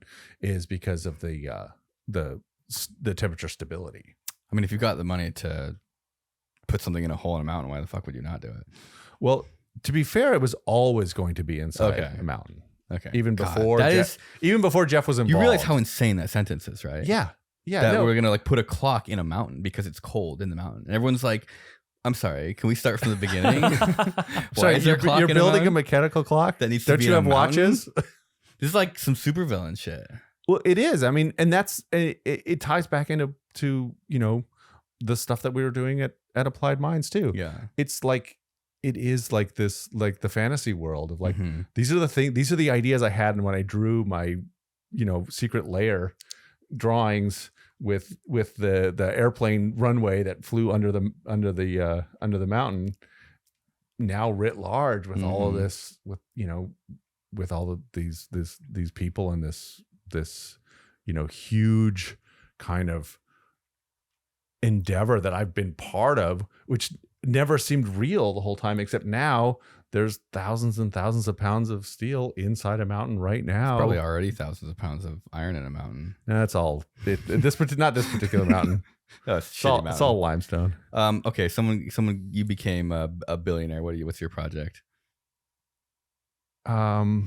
taking apart giant structures, finding the mountain that clocks in and blowing it up. Clock wars. Building the 12,000-year clock. Your evil plan is you want there to be no time in the future. Comparison is the thief of joy. Yeah. Make a slightly better clock. You need an antagonist. So what do you think? But, I actually want to get back real quick. Technically, the thermal cycle is the power storage. The device that you're describing is the solar synchronizer, which I worked on a lot. So I have a personal vendetta against it. No, positivity. Yeah, I like it. I like it. Angertivity. Both. It basically calculates solar noon and feeds that information back to the clock. It senses solar noon and feeds that information. So it helps the clock keep time. How could you do that if it's cloudy? You do it over a number of days. That would have been so funny if you just said, holy shit. Oh, fuck. Wait, what? Oh, fuck. No, we have a plan for getting rid of the clouds. Don't worry. It just like blows air straight up, so it just like punches the hole all the time. Right, There's hot air. 3 million Harbor Freight air compressors that we use one every day, and then we throw it away. We keep them in cryo storage. It's funny that you mentioned that how the clock comes up on Reddit every once in a while. Most recently, it came up because a fashion piece was posted. I think yes, I saw that. It was Bezos' wife, and then something about her talking about the draped across, and of course within our group we were all just stunned because she referred to the clock as the so-called 10,000-year clock, which how does she know that's this what was we after the divorce? This was after, right? No, this is his new. Oh, his new wife. Yeah. Oh. But it was like we're like, wait a minute, really? and then the posts that came, or at least the loudest voices were how can he live with himself spending that much money on this project? And like, do you know how many people he could feed? And I think, yeah, he fed me, and my family, and everyone that I know and work with. It's like there are industries. The money is not involved. Going to an individual. Like it has single-handedly funded a large portion of your guys' careers. Like probably hundreds of people have. And if you think of the ancillary companies that we worked with, that you purchase metal from, and all the people that had to like grind the steel. Yeah, that was like, oh, dude, thank God. I didn't get paid for that though. I did it for fun. What did they do during the Great Depression? Right, like they built shit. They built shit. They like just dumped government money into infrastructure, and you ended up with like highways. Like I think Yosemite, like the highway that goes through there is Great Depression. Yeah, what was that, and like Civilian Conservation Corps? I or think something? the Road to the Sun and as well. Like all those big projects. Like especially if it was about getting people outside and seeing the grandeur of the country, and like we want a world where people have the luxury to travel and to take their cars on road trips and do all that stuff. Yeah. So let's build the infrastructure to do it. I appreciate the investment in the 10,000-year clock a lot more than the yacht, the super yacht. Oh yeah. Like I think like the clock is a very respectable way to spend a fortune. Because it's like it does have a grander idea. It does add to the kind of the lore of the power of America. Like there's this project that's insane. It's insane. Like it's almost like borderline got some moon landing energy of the amount of research and development that had to be done for something that you've never really even considered doing before. Absolutely. And I think there's something else there too, and that it's worth noting. The project existed before Jeff's involvement. Yeah. He saw it and went, "Oh my gosh, that's amazing. I have the perfect mountain." That exactly. That is what he said. I've been trying to figure out what the hell do I do with this mountain. That's exactly right. We have a little piece of wood in our garage that we're trying to figure out what to do with. He's trying to figure out what to do with this mountain. Yeah. Right. And this will look great in my supervillain lair. Yes. Exactly. And it's this idea of like there are very few people in the world who could say yes to funding something like this. Right. Why not? And in comparison, like some of those infrastructure projects that you're talking about are so much more expensive than even this clock project. Yeah. I mean, the reality is it's a lot of money to a typical person. It's not that much for a money project like this. For a project like this. Yeah. will probably get the numbers wrong, but I think when they were setting up the Ivanpah solar array, more money was spent relocating the wildlife that was living there. You hear about the bridge they're building in like Ventura County, the wildlife bridge? It's like billions of dollars. Yeah, it's like bigger than a normal bridge. I mean, like it's huge. You could land a plane. You could drive a plane over it. And to be clear, I support that. I mean, I think that's a cool thing, but it's costs more than a clock. Right. So and I don't think that's the target. Is like it's like this weird art project is you know is that really indicative of problems? I feel like it would have just been cheaper to dig a tunnel under for the wildlife. Probably for the wildlife or the cars. Like relocate all the cars, just push them under. But then just all the predators get to like snack on all of the they get to it's dark, we can see well. True. Come on in. Like there isn't going to be a line of coyotes just like perched up at the top of the one crossing anyway. Do it. And there's like a mountain lion boss who's like, the kingpin of the underworld. I heard I never knew if this was real, but I guess this would have been like early 2000s at Applied Minds. I heard of this room that would spin around to disorient people. Is that a top secret project? Yes. Oh shit. Did I say too much? The disorienting room. Well, now that we have to cut this out anyway. No, I mean we're talking about it in abstract. There may have been there may or may not have been. There may have been a room with kind of like an escape room. Yes. With visual effects. Right. And spinning around and stuff like that. Yeah. There was a lot of very like Disney-esque stuff that happened there. Yeah, absolutely. Like, things you would expect to see at a theme park. Well, I mean, let's be clear. These are storytellers. Yeah. Who are sort of building all of these things because the story is important. One of the edicts of the company was situational awareness, right? That was this idea of like the clients would come to us needing a command and control center. Right. And so we would give them a way to see all the stuff. Well, the way we sold that idea was to tell them the story. Like, all right, here are your analysts. Here's where they sit. This is what they see. This is the information. This is the cutting edge screen. This is the highest resolution display. This is the gesture recognition. I have never seen anything like this in my entire life, even at the closest you could get to would be theme parks. Like it was a dome. It was like, how much of this even existed at the time? Like how many people were doing anything even similar to this? Like not really. Like you could count on one hand, if at all. 60 high definition video projectors mounted to like a pillar, like a column. And then this like 25-foot tall spherical screen that was like a bunch of foam panels that then was painted with like a special like screen material, retroreflective material. So it was like a good screen. And then custom software was written. So there was like a camera, there was like a DSLR camera connected to a computer, and it was sitting way up top, and it would take pictures of grids that the projectors were projecting. And it was like iteratively like solving the projector warping and overlap problem for like days. I think all of this stuff is only now released. Like if you go to the website, you can actually see images of this stuff, because for years we couldn't talk about any of these things. Yeah. So is it like totally fair game now, or?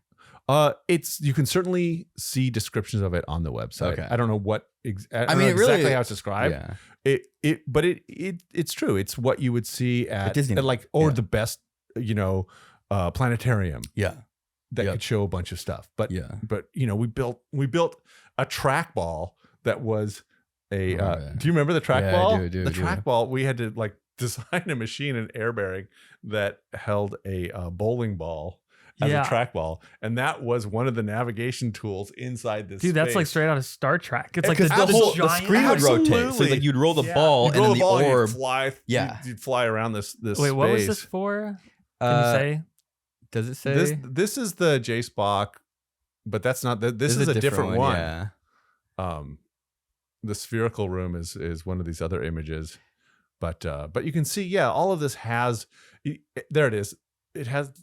It has this flair of storytelling that is that was the brand. Like specifically, Yeah. Whoa. So there's like a platform right in the middle of the screen. It's like the screen kind of goes below the deck, so it feels like you're like surrounded. Yeah. Actually, this looks like a newer iteration. This is maybe something after I left. Because the pillar is behind you with the projectors. They're underneath you. Yeah. Oh, they're underneath you. So like they're under the platform. Oh, and they, like, facing go up around. Facing up and down. Oh, okay. And like I remember there was like a big one too. I remember wheeling it across the parking lot, and they said like there's like $120,000 projector. Don't drop it. And I'm just like, you know, and it was just like, yeah. So I had like a shitty Harbor Freight cart like teetering on the like old asphalt. But you know, like 7 years before you started, when I started there, or 5 years, something like that, 5 years before you started, the first thing that I did was help build a projector array that had 18 high def projectors that had to look down. So we built these, you know, mirrors. So the projectors you couldn't point a projector down at the time because they thermally they would the headlight fluid would leak out. Wow. Okay. Yeah. So we had to like put little mirrors and first surface mirrors and bounce the image down and put this on a big array and have it all linked on, you know, these kinematic mounts and then solve the distortion and that was just to make a look down version of this big, you know, that's cool. This big array of everything. What's the thing like the rolling robot? Yeah, that. Yeah, I'm curious. Like, is this you guys? Was this? Oh, yeah, there's the lobster. There's the lobster. Yeah. Oh, Pete looks so young. I know. Wow. What do you think is like the craziest thing that you've worked on there that you could talk about? What? It's like an alien. Oh yeah, that's Mark Zatrakian's work right there. Yeah. Do you know any Mark Zatrakian? You know the sexy dancing creepy goblin doll thing that was a meme a couple years ago where it's like in a ballerina. It's called Female Figure. It was a Jordan Wolfson sculpture. No. So there was like a video, like a meme circulating. You probably still see it occasionally of like this like very like almost like kind of stripper dancing robot. Yeah, like she had these very sinuous moves. So there it is. I swear you've definitely seen this, Kevin. So Mark worked with us at Applied Minds and continues to do sort of super cutting edge robotics work, both for artists and for film and for himself. And some of the coolest stuff that we worked on together were like search and rescue robot ideas that had various forms of locomotion, like peristaltic movement and stuff like that. And so what you saw, that ring shaped robot, was one of the ones that Wormbot. Is that what it is? Wormbot? No, I don't know what it's called, but we worked on another one. We had a snake robot that was really really neat and a lot of fun to work on. But what other Applied Mind? What's the craziest? Because there was like some NASA stuff. There's the robot kitchen.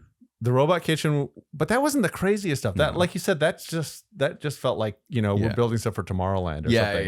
Yeah. But no, was it Sparky? Did you ever see Sparky? Which one was Sparky? I feel cautious like describing it too much. Okay, but we can edit stuff. But you know the largest capacitor bank that you guys were playing with. Yeah. Oh no! Oh no! Oh no! The one where we blew up a watermelon. Yeah, how much bigger? More easily deployed. Okay. And you know, imagine something like that then just had spikes you put in the ground. Yeah. And it was to set off anything that might be in the ground. Oh, that's nifty. Yeah. So that was terrifying. Absolutely. I remember a couple of projects, they would come back with like 1/2-inch steel plates that were completely looks like a tank shot through them. And I don't remember what that one was. I don't think I ever got any details. I would just see them on they would be like looking at it on a table and I was like, holy shit, what happened to that plate? I think they make things like the Sparky to they shoot it down like conductors underground to test if there's a fault. So they have like a giant capacitor bank connected to 2 wires underground, and they pulse it. Like no, to see if there's like a fault in the wires. Because if there's a fault, the wire will explode and they'll be able to. There'll be a telltale. Yeah, and there'll be a huge cavern that they can then run a new wire through. Well, the molten glass. It's like a nice, perfect, it's not, spherical glass. I think they call those thumpers or something. Like the resin prolapse sock that they repipe your it's like that. But we actually have that at the house. Really? I was so fascinated watching them do it. They let you watch you've seen those, right, Kevin? It looks like it's like a water weenie, but it's like continuous. It just comes going off a big spool. Well, I'm trying to think, like, so that was cool. I mean, we did. Story Musgrave worked there. Did he work there? Or was he still alive? He's still alive. I think he's still alive. Yeah. Okay, he was really old. I remember. Yeah. Well, I mean, but he's got a new child. Right. He's played his cards right. He was building so they hired this. You know who Story Musgrave is? It's like one of the most decorated astronauts and has flown more shuttle missions than any other. He's like the black guy, right? He's like a war veteran, surgeon, astronaut. There's no way. And palm tree farmer. Yes, I believe that one. Yeah, I know that guy. Is he really like war veterans? Like I was thinking about the guy with the dogs for some reason. Sometimes I feel like the more decorated people are, the less I believe all their credentials. He's a great. I don't believe the palm tree farmer one bit. I believe. Yeah, he had flame palms and they all got destroyed. It was really sad. Wait, because they were on what? Because of a weather event in Florida. Flame palms? Flame palm, I think it's called. It's a rare palm tree. Like a cultivar, some kind of crazy. Okay. Yeah, and he's the guy who had. Is his story the famous for fixing the Hubble telescope with a ratchet strap or something? Yeah, no, his story is astronauts get to suggest what they should bring to space. And he said, I want to bring a come along. And the engineer's like, wait, what? And he's like, it's the most useful tool on a farm. Like, we need it in space. And sure enough, they use it to fix the Hubble. Yeah. Oh, really? Yeah. Wow, okay. Like spacewalk send out with a freaking Harbor Freight come along. Yeah, they had to close a panel or something like that. Winched it closed with a handheld winch. He was nice. He was building really cool. Some palm tree climbing robot to trim the palm trees. Yep. I remember being, it was it was like a FRC team in high school. You're like, yeah, good job, Story. Yeah, no, it was fun. I mean, that was just stuff that he brought, like his personal interest. Yeah. And, and that is one of the things that, and why I'm still kind of in that world is a group of people who are willing to take on any of those challenges, right. Especially on weekends and after hours, is super cool. What other freaky projects? We made this is sort of typical, but we made a very, very large potato gun.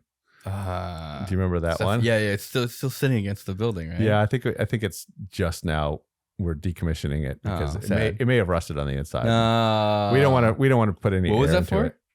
That was to put camera before drones became ubiquitous. Mm-hmm. It was a quiet system for putting cameras in the sky. Quieter than explosive. Okay. Like quieter than a howitzer. Okay. Yeah.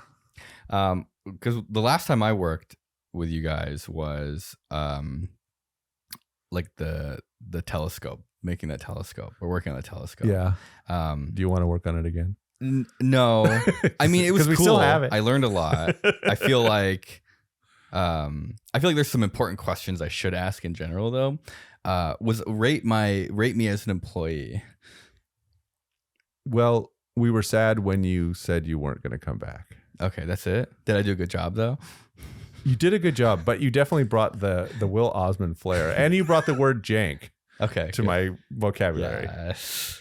So I'm happy about that because I don't necessarily feel like I did the greatest job at all times. I think you did a job. You did a job. You were there. Was everything a little bit harder after Will left? Were you guys like, I wish Will was here for this? No, here's the thing. Will knew that there was a time frame and he had to get something done. But then he would come in with his solution and say, okay, here's the caveat. I know you asked for this. So here's what I have. Hear me out. I got this flow motor controller and then it goes to the Arduino, but we're still going to need another microcontroller. So we have a BeagleBone talking to an Arduino talking to this thing. And it's like, it should should do it, but it's not what I wanted to give you. That's something I learned about a lot of electronics is you just need actually a bunch of microprocessors that talk to each other. Like I remember like learning that pretty early on, trying to make my the camera track project. That's sort of how I like sharpened my teeth on microprocessors. Not that they're very sharp.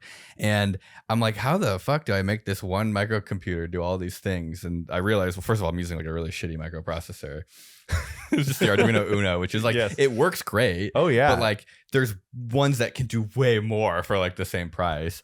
And then the other thing is just get multiple computers on there, and then you can have one computer do the same thing 6 different ways, and you just put one on each motor and don't worry about it. Right. No, I mean, to be honest, the things that I saw in you when you were working there are things that reminded me of myself, in that you were totally unafraid to just go make something and had the ability to, go cut it out of steel, weld it if you had to, grind it, make it work, try it out. Not afraid to fuck everything up. Yeah, exactly. And we get interns and other folks who don't come from that background of like, it's really, they don't think it's acceptable. They worry too much about it failing, so they never end up doing it. Yeah, absolutely. Yeah. Kevin's the exact opposite. Kevin is just like, he can't stop it from coming out.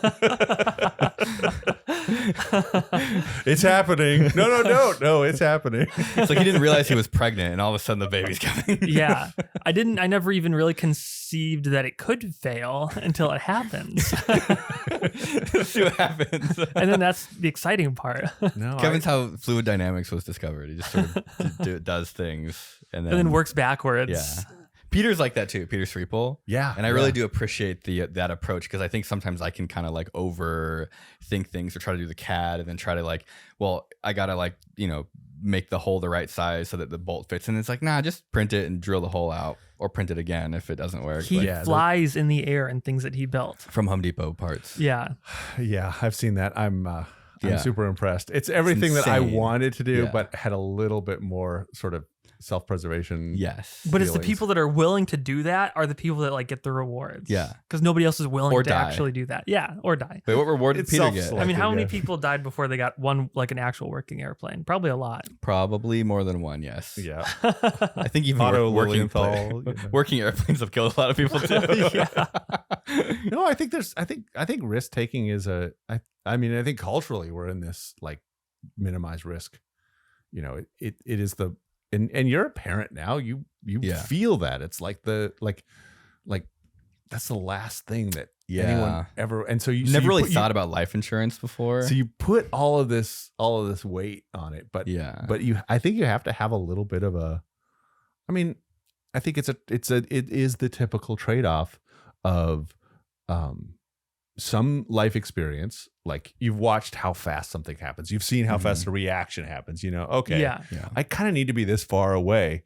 And you aren't removing all risk, but you're taking a bit of an educated guess. And you can. I learned a lot of. But people don't know that there's any kind of like behind the scenes thinking about it, because they don't have any frame of reference to it. Absolutely. So they just assume you don't either. Right. Yeah. And that goes for people watching your videos, safety inspectors at BattleBots. Dude, that's what I called us the robot police. Yeah. It was like not even safety inspector, it was just robot police, because that was the relationship we had with competitors, was like they like sort of hated you. Yeah. Well, usually we meant they had to do more work, and that was the last thing they wanted. Because there's probably a few people who do like know exactly what they're doing, and they know but most of the people don't, or even like whatever reason, you have to do it for the one person that doesn't know. Even the ones who know what they're doing, there's like a stubbornness. Like, it's not even that you're wrong. It's just they're like, well, I don't really want to do that. Like, even if they had to come to the conclusion themselves, they would come to the same conclusion as you. They just don't want to be told to do it. Like, that was like Ray Billings. Like, he's great. I mean, you met Ray when we were at NHRL. Oh yes, Tombstones builder. Yeah. I remember trying to have him pin the weapon bar so that it wouldn't, so that it was actually held in retained, both positively retained. Yeah, because he would put like a I mean, it was probably fine, but it was just like a stick, like a piece of like a big Allen wrench or something. Mm-hmm. So it could flip like 180 or like almost like 180, almost, and it would hit. Yeah, but I was like, would you stick your hand like at the far end of this and let it spin up if the motor accidentally turned on? If you back the blade up and then energize it, would you get in the way of that blade? Because if you had your hand like in the cavity that comes through, like where the truss is, and it like did that half spin, like it would crush your hand against the stop. Right. So it's like just put a bungee cord and like make it so that it's pinned against the stop. Right. And it was and he like probably begrudgingly did it because it's like the robot tilts, the arm swings around, and now it's primed, and then it like weapon turns on and it fucking or it's like your hand's there and somebody kicks the blade and it swings around and breaks a finger. That was the part that I really that I felt that I did okay doing that job, but I didn't like, which is going into like my imagination against your imagination about what could happen. Yes. And you're sitting there arguing like, well, that would never happen. It's like, well, it's an additive scenario. What you think is going to happen gets added to what I think is going to happen. Oh my God, you guys are the worst. Just trying to come up with the most creative way that something can go wrong. Yeah. The thing it's like a sport for safety police. Part of it, and like this is the same thing with open source, is like you look at the exhibitor, you look at the competitor, and you sort of look them in the eye. And it's like, are you a fucking idiot, or you kind of know what you're doing? Like, can I trust you? Like, that is what you're doing, is you're trying to gauge, like, can you trust this person? Because nobody knows how their fucking robot works except for them. Right. And then they'll sit there and try to explain it to you. And it's like, it's not my job to understand your robot. It's my job to understand if I think you did the things you were supposed to do to make sure it doesn't fucking kill somebody. Right. And then I think the other thing on top of that is is when there's like a disagreement about what's going to happen. And they say, well, I'll make sure that never happens. And you're like, you'll make sure that right now when you're totally lucid and awake. Yes. When you've been up for 30 hours. Yeah. And you're screaming at your teammates to go grab the wrench. No, not that one, the other wrench. And you're shoving M5 screws in your quarter 20 hole. And it's like, are your protocols all going to be there at that moment? Yeah. Once that falls apart. There's like a level of rigidity that you have to stay on top of, because when it falls apart, like if you don't have that almost like military level of rules, and there's so many different competitors, like somebody will fuck something up. Yeah. And do something stupid. They'll forget to turn their transmitter on. They'll get a new transmitter that doesn't have like the fail-safe set. That's we get every single time. Oh no, I did this fail-safe. Well, show them to me. Yeah. Oh wait, is this the A transmitter or the B transmitter? Yeah. So it's like like one of the things is like you have your remote, your robot's on, the weapon's on. You drop your remote, the batteries fall out. What does the robot do? Because most standard remotes, the default is all the channels just keep running the same signal they previously got. Or they go to neutral. But for some people, neutral is 50% throttle. Yeah. And it's like you end up in this situation where like, it's like the spinning thing you're making right now is like it's he's got an RC. Like you literally would have to go unplug it. But what happens when it's batteries? And you're just like, okay. It's batteries, and there are blades that just whip around the switch. Yeah. That's why I have to just unplug the whole power supply. Basically, yeah. Yeah. And so it's like Oh yeah, you know what I found out, a fun thing is that when it's on, it doesn't turn off if you just go down, if you like instantly go down. Since it's a drone motor meant for like human flying, the ESC is like it doesn't turn off. It just keeps running if it drops out too fast. So you have like a separate. So you can't just unplug switch. it. Yeah, it'll just stay on. So you have to actually physically unplug the power. In the controller. He's basically building a battle bot. It's like without wheels though. It's just like this big spinning blade. It's like imagine Tombstone, but it just sits there menacingly.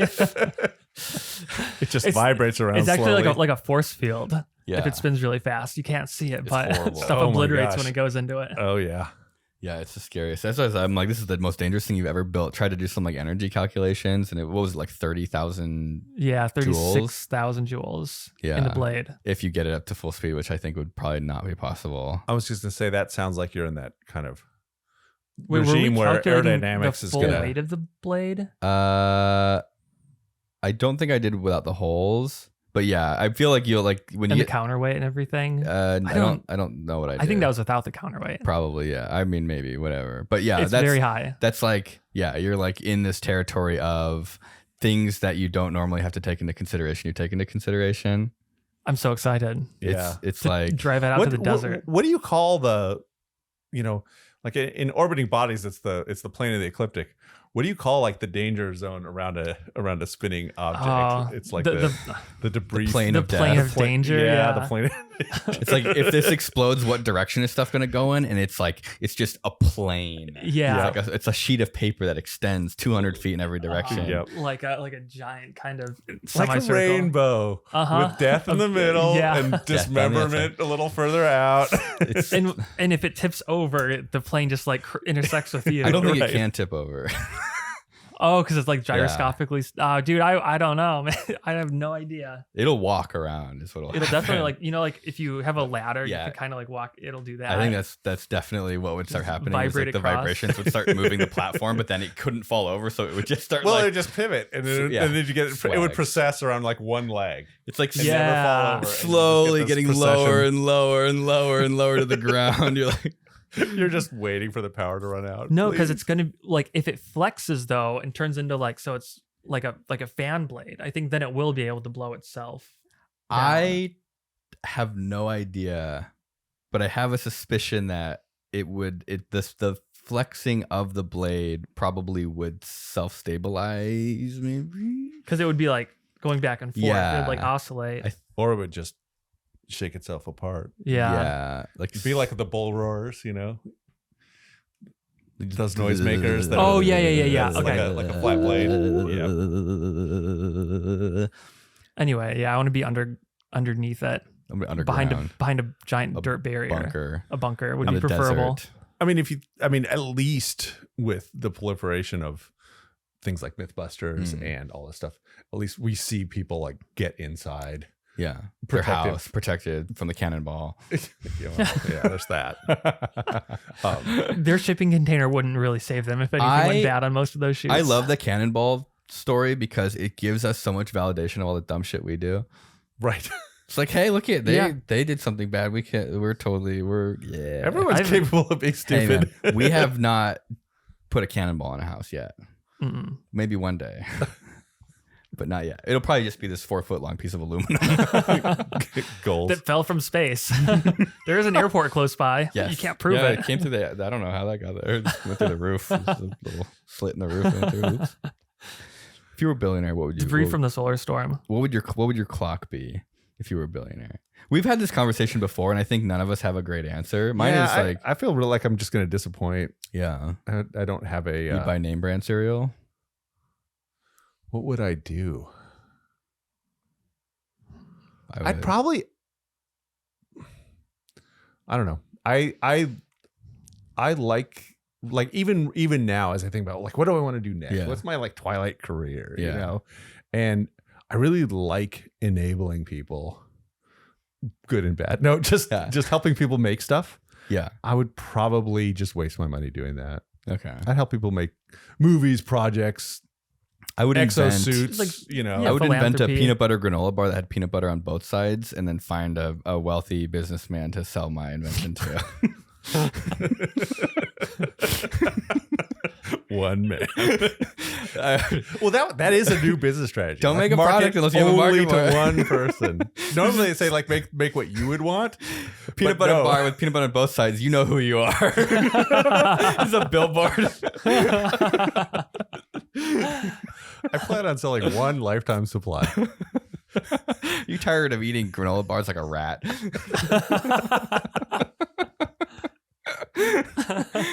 Oh man. If you're listening to this, Brand, you want to come on the podcast? Brand would be an excellent guest. I think he might talk so much. Good. Though. We'd have to I would need Alan here to help the three of us to overpower Brand. Yeah, that's true. Yeah, he just sort of goes. He's a good speaker. Kevin, what would you do with $1 billion? I don't know. Make a really big tank. Like a military tank? Yeah. Like a giant land ship, like Howl's Moving Castle, or what do they call it? So the Unimog resonates caravan. with you. Yeah, I kind of like that. But you need a lot of flat open what is it space. called? It's called Moving. There's a movie where they have these giant country ships that would yes. They would drive around. Peter Jackson made it. And I was so excited when I saw the imagery. And it felt like a big Eternal doctor Machines or Infernal Machines. No. It felt like a giant Doctor Who episode. Yes. Mortal Engines. Mortal Engines. What a shitty title. Yeah. What a horrible, shitty title for a movie. I like to see how big you can make like an actual vehicle like that. I honestly think that you would just go and buy like the shuttle movers. No, it has to be faster. Yeah, it would have to be faster. I mean, I think of shit, but even shitty movies like way preceded that were so like were, sparked my imagination so much that I went on to think and dream exactly those things. Yeah. The Damnation Alley vehicle was this like this tri-wheeled RV and it had the triangular kind of stair climbing wheel configuration. Are you familiar with what I'm talking about? It also had like a motorcycle, I think, that detached and you could is it what is a movie? There it is. Yeah. From Damnation Alley. Oh, that's sick. That vehicle. God, I feel like I've seen this on like Facebook Marketplace. Like a Landmaster. Wait, what the fuck? Did we see this on Facebook Marketplace? No. You may have, because it was parked on Ventura Boulevard for years. I swear to God. In somebody's lot. I swear to God I shared this on our Crack Mart channel. But, no, I think it was another vehicle from like Mad Max or something. I never saw this movie. In the 70s growing up, I just remember seeing imagery of it. And I don't know how many like mental adventures I took in this vehicle thinking about it until I finally saw the movie and it was terrible. Total shit. But it looks like a boat. But it's surprising how stuff like this just like burns into your psyche. Yeah. I'm imagining everybody in there shapes like, your life. Fuck, we got to activate the three-wheel rotation again. It's just like wait, so the wheels spin like So the wheels drive normally, but if they encounter an obstacle, then the entire carriage rotates. But it really did float, and it really did work in the water as well. How did it work by like spinning the wheels in the water, or was there like a motor, outboard? It would spin the wheels, and the entire carriage would rotate, so it would like chug along. Yeah, okay. By slapping the wheels through, it was pretty terrible. That's how it propels itself in the water. Yeah. Oh Jesus. But it like it articulated in the middle to steer. Oh, okay. So it just flexed in the middle. Wow, this was just for a movie? Could it like servo this ended control? up in like several movies. Really? Yeah, it was like they would just kind of reskin it a little bit, like put different like little doodads on it. Yeah. You could like servo the wheels. I had an RC car when I was a kid that would like it had like portal axles, so it could like lift itself up and down. So you like hold the one wheel up and you could like change your height. Right. I'd also make a really big cannon. You have the weirdest ambitions. Like a really big cannon. What does that even mean? You gotta give us some scale. No, so so big that it would like shoot satellites into orbit. Like a giant electromagnetic explosive? cannon. No, I think it'd have to be like a railgun or like a railgun bedded into a mountain. Exactly, so into a mountain. You should buy the net. A 15-foot diameter, 200 feet down. Buy the mountain next gun. to Bezos. Actually, and it'd be install a giant your coil like gun. space coil gun, and then it's just got this little baby clock. There. Mine shoots clocks into orbit. If this mountain was pointed 90 degrees horizontal, we could absolutely obliterate the clock. It'll be 10,000 years before this Rolex's orbit decays. That's right. Solar orbit. Yeah. I honestly have no idea. I think that I hate software. This is like, I think probably what I said last time. Just pay money to make software that's just open source for free. That get rid of all the paid alternatives that are just kill them. Just kill that whole thing. Like eat shit and die. The $700 piece of crap software. Yeah, could you? That's a valiant effort. I think that's a really, really interesting thought, because when I look at like the Getty Center, like the Getty Foundation, oh my God, has so much money that they can build and maintain like these pile of money. These world class museums in perpetuity and make them free. You know how you get up to the top of the Getty Museum, right? Yeah, you ride that monorail thing. No, what is it? Oh, it's a hovercraft.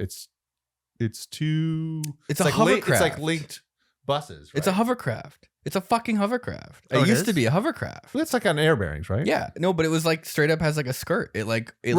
Yeah, but it's like spherical on the rail. or disc shaped air bearings. Yeah. And then it's got like a cable because it's right. They pass each other. You can like hear it. You can like hear the blowers going. Yeah. Like they, instead of putting wheels on it, They made it a hovercraft. I guarantee that was not cheaper than putting wheels on it.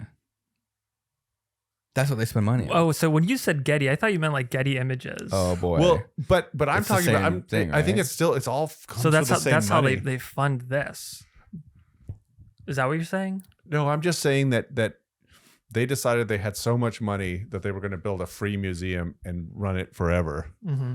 And what if that energy just went into, we're going to make editing software? What if they gave? What if they just make did editing it? software for YouTubers? You know they still have enough money to do all this. Well, that's what I mean. Bastards. They're just holding the pile of money. Well, it's because they hold my concrete white museum. My gripe with Getty is that like they take public images and turn them into copyrighted images, basically by like. So these images are like stored, basically they're like historical images, but since they scanned them, they can they have like the rights to reestablish it. Yeah, but then it's like you can't just go and like get this image from this like archive. Only they get access and so they can build more hovercrafts, which I didn't know. I'm cool with that now. I'm cool with that. But I do think that their argument or an argument is going to be that without competition, you're just going to have a bunch of terrible pieces of software that no one cares about. Yeah, but I feel like Blender is kind of like the king shit of open source of like this piece of software is amazing. Right, but it's powered by people who are passionately doing it. But I think you almost kind of have to like secretly fund a group. You'd have to find a group. Like I think like my gripe is in CAD there's like free CAD, which, you know, no disrespect to that team because it's free, is like it just does not compete with like Fusion or SolidWorks or anything like that. Like it totally works. I've used it before. I did an experiment in it like for when we built the Mr. Beast clock where I wrote a script that would rotate an object and subtract it from a body because I was trying to make like a non, you know, what do you call the gear tooth profile? Like involute, like a non-involute, like just round. Mm-hmm. So I basically dragged, like almost like integrated the body rotating around a solid object and then subtracted the profile from it to create the profile that it would run. And I don't think I could have done that. I maybe could have done that in Fusion. I don't remember. I just remember it was easier to script in FreeCAD is what I came up with. But it's like, other than that, like the interface is a disaster. It's like there's like 12 different interfaces and like one of it's like modeling, one of it's something else. Oh, kind of like Blender. Yeah, it's kind of like Blender, but like Blender has gotten a little bit more streamlined, I think. It's like Blender, but like worse, like on crack. Like there's way too many interfaces and you're not really sure how they interact with each other. And then there are folks who are just reskinning it and giving it a slightly different shoving name. It into Blender. Somebody shoved it into Blender and it's like CAD in Blender and it's like, okay.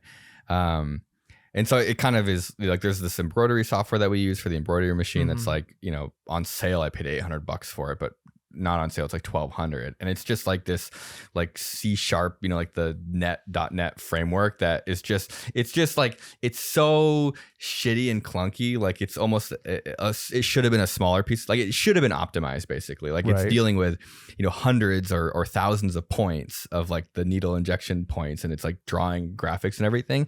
And I swear to God, it's like being done on a single thread on your computers, no optimization. So like it's so clunky. And like then it's slow. There's Lightburn.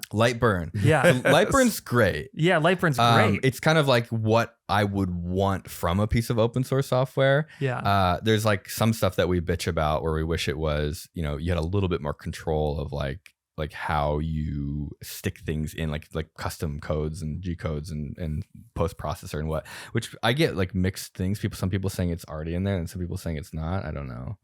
I've only ever used it with laser cutters, so I don't know. It's way better than what I used to use. That was free when I was laser cutting stuff, which was like this college project that would, if you wanted to cut islands first, it would cut lines out of order. So it would do non-continuous paths. It would be like line here, and then it would do like the other line here. So it was like jumping around. And it's so much better than that. Like it's like you don't know how nice you have it until you don't have it. But it still is. It's cheap though. Like it works. Oh yeah, very like well. It's like permanent $70 license for like less than $100. Yeah. And then like the embroidery stuff. How do they justify $1,200 for that software? It's absolutely not worth $1,200. But everything that's better than it is more expensive, and I'm not sure it's even better than it. It's frustrating. It's like, because now you have like somebody who buys like a small brother like sewing machine that can do embroidery for less than $1,000, and they're like, oh, I want to try embroidery, and they're like, well, how do I do it? And they have to use some like horrible open source Inkscape thing that people have made. It's like it works, but I'm like, nope, not doing this. Yeah, it's like, pure pain, pure hobby territory, pure hobby territory. And so I think like finding like I think helping people directly is bad because it doesn't scale super well. It's like, what's the problem that everyone has? And it's always software. It's always software. Like software is the hardest part of every problem. Yeah, like sure. Megabots and all these big projects where it's like, yeah, we did the hardware. And then you're like, okay, cool. But how do you make the hardware move? Like, but you can scale it. Like once it works, like anyone can just download the software and run it. So it seems like a really good spot to like inject, you know, if you were super wealthy, like that's what I would dump money into. Yeah, secret funding of those projects. Like secret funding, and then probably some sort of structure that made sure that they were like if you could run them more like a company. Just make them think that they are a company. Yeah, like treat it like a company, and then it's just the product is free. Yeah. When you go to release it, just be like, oh, it's free. Yeah, basically. By the way, you're all fired. You're all fired. I ran out of money. This is a community-driven project now. I did the hard part. Don't worry, I lost more money on this than you guys did. Yeah, I don't know. That's what I would do. I agree. I think it works as long as you can be secret about it, because there are wealthy people who have funded like robotics projects like that, and the people that work for them end up sort of understanding that in some way, and I think it diminishes the product because they're like, like the money's endless. Yeah, we'll do this, and without that like competitive. I mean, the example is that my friend was working for a company, and he kept having ideas like, I think we can do this better and cheaper. And his boss are like, it doesn't matter. Right. And he's like, no, but this could be cool, and we could actually make a profit on the next version, and was excited about it. And then they were just like, yeah, that's not. God, this is why we can't have nice things. Right? Yeah. Damn it. Well, thank you for coming on the podcast. Absolutely. Thanks for having me. Well, thanks to everybody who supports us on Patreon. Your names are running over the screen now. And then we want to try to see how many people we can get to say frog in 5 minutes on TikTok Live. Yeah. For our extra. I think we can get at least 20 people to say frog. Okay. You just get in. We're gonna get into live streams. It's this new game that we figured out how to play on TikTok. Yeah. You gotta try to think they're a bot. You say, are you a bot or a real person? Prove you're real by saying frog. It's almost like prompt engineering, but with real people. Yeah. The more real the stream is, the less likely they are to say frog. And that's kind of like the challenge. You got to try to. They just sort of ignore you. They think you're like a pervert. Get your tickets to Open Sauce if you haven't already. And thank you, Luke. Go to Open Sauce. What do you want to promote? Anything you want to promote? No. I want to promote Open Sauce for you. Yes. I think Open Sauce is absolutely excellent, and it is such a collection of cool people. And it's all the stuff. You were there last year. I was there last year. I loved it. My son loved it. And I think that it's the reason, it's the same vibe that brought me to the world where I am and where I work. You know, people who are engineering, building, artists, people who want to make stuff and want to see stuff happen. Yeah. All right, get your tickets before they sell out. You can meet people like me and Kevin. I know you don't want to meet us. That's why you're watching from a safe distance. But you can meet Mark Rober. You can meet Michael Reeves. Holy shit. Should just open with that, Michael Reeves, every time. Michael Reeves. That's all they care about, Michael Reeves. They don't care about us. They don't care about Mark. NileRed. They don't care about Nile. They want Michael. All Michael. Just Michael. It's always been Michael. I want Nile. Nigel. No, I want Nile. I don't want Nigel. I saw Michael Reeves out in the wild. Where? Like 2 a.m. at a vet. Oh, Jesus Christ. Where? At a vet. Oh, a veterinarian? Veterinarian taking his dog to a vet. His dog? Yeah. He doesn't have a dog. Was it someone else's dog? He was there with somebody. Oh no. And they had a little dog. I thought it was maybe the fish. No. But it seemed too early in the morning and too intimate to say anything. Yeah, I was with my daughter and her dog. Oh God. Yeah. Everything was fine. All animals survived just fine. That's good. Yeah, it ended up being fine. But I was definitely not going to. Holy shit, Michael Reeves! Your fan out on Michael Reeves. Their dog's like dying. All right, we'll see you guys next week. No, we'll see Patreon people on the extra, and we'll see you guys next week. We'll see you now. I love you. Bye. Bye, everybody. Which is the real one.